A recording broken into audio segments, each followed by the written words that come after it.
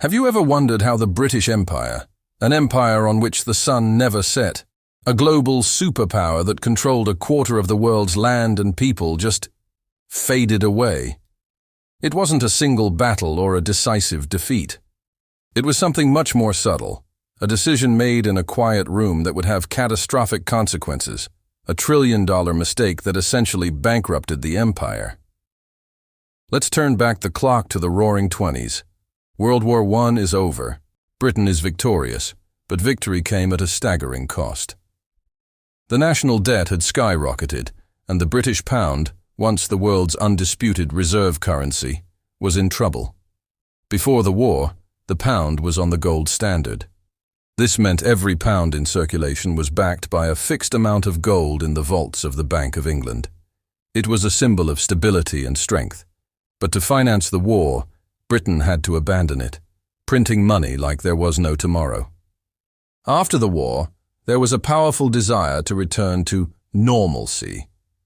And for the financial elite in London, normalcy meant one thing: returning to the gold standard. The man at the center of this decision was the then Chancellor of the Exchequer, a name you might recognize: Winston Churchill. In 1925, against the advice of some brilliant economists like John Maynard Keynes, Churchill made the fateful decision to put Britain back on the gold standard. But here's the crucial, a trillion-dollar detail. He decided to return to the pre-war exchange rate. That rate was £1 sterling for $4.86. On the surface, it sounded like a great idea, right? Restoring the pound to its former glory. It was a matter of national pride, a signal to the world that Britain was back in business. The problem was, it was a complete fantasy.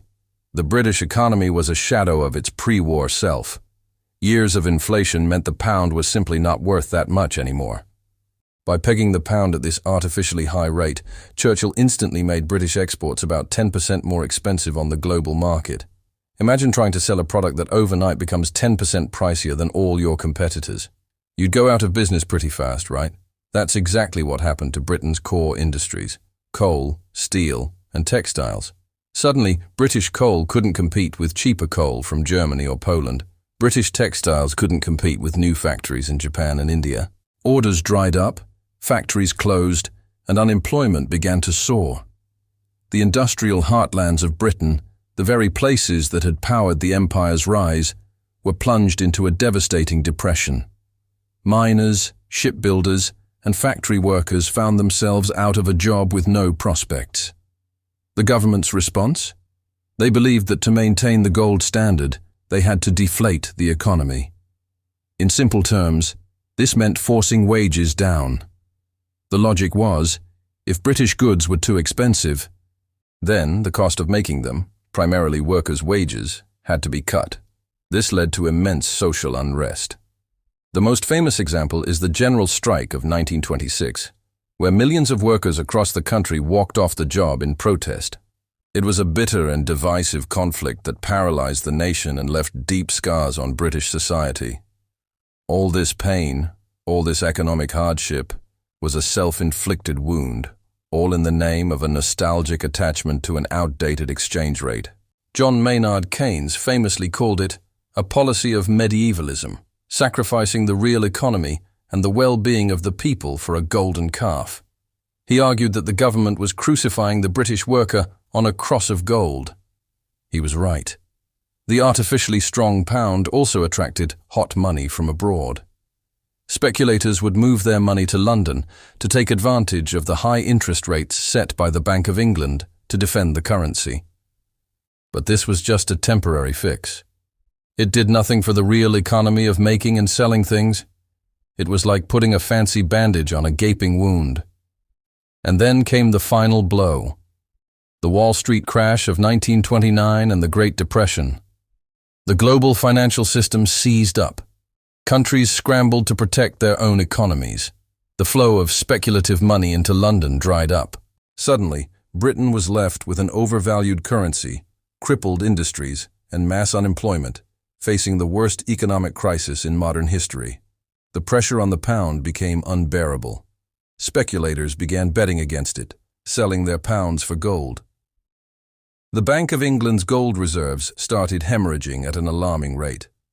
By 1931, the situation was desperate. The government had tried everything: wage cuts, spending cuts, borrowing from other nations. Nothing worked. Finally, in September 1931, the inevitable happened. Britain abandoned the gold standard. The very thing they had sacrificed so much to preserve was gone. The pound immediately fell in value, which ironically was exactly what the economy needed. British exports became competitive again, and the economy slowly began to recover. But the damage was done. So, why was this a trillion-dollar mistake? Think about the cumulative cost. First, there's the lost decade of economic growth.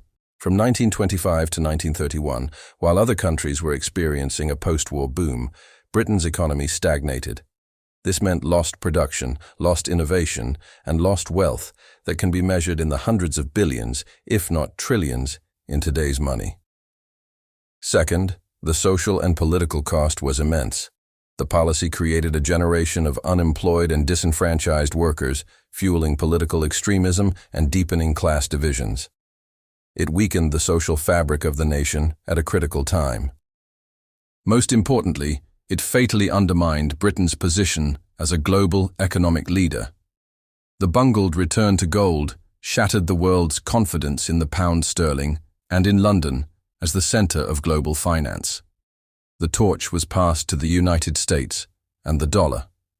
By clinging to the past, Britain had sacrificed its future. The economic strength that underpinned the empire was gone.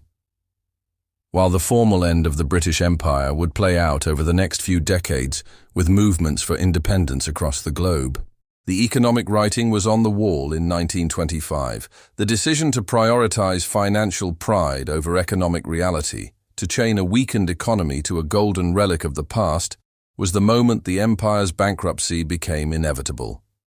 It wasn't a sudden collapse, but a long, slow decline triggered by a single, catastrophic, trillion-dollar mistake. History is filled with these fascinating turning points, moments where a single decision changes the course of everything. What do you think? Was Churchill solely to blame, or was it a collective failure of an entire generation of leaders? So, what was the real cost of the British Empire's greatness? Not just in gold or in colonies, but in debt. A trillion-dollar mistake that turned the richest empire on earth into a debtor overnight. The moment Britain lost its financial grip, the empire wasn't just shrinking, it was bankrupt. And that's how power quietly shifted across the Atlantic, from London to Washington. It's funny, isn't it? Empires rarely fall with a bang. Most of the time, they just run out of money. What do you think? Could the same thing happen again today? Is another global power making the same trillion-dollar mistake right now? Drop your thoughts in the comments. I read every single one. And if you enjoyed uncovering this forgotten story, don't forget to subscribe to HistoroMystic for more deep dives into the mysteries of history that shaped our world. Because sometimes, the biggest lessons are hidden in the smallest details. Thanks so much for watching. If you enjoyed this dive into economic history, please give this video a thumbs up and consider subscribing for more stories like this. It really helps the channel grow. See you in the next one.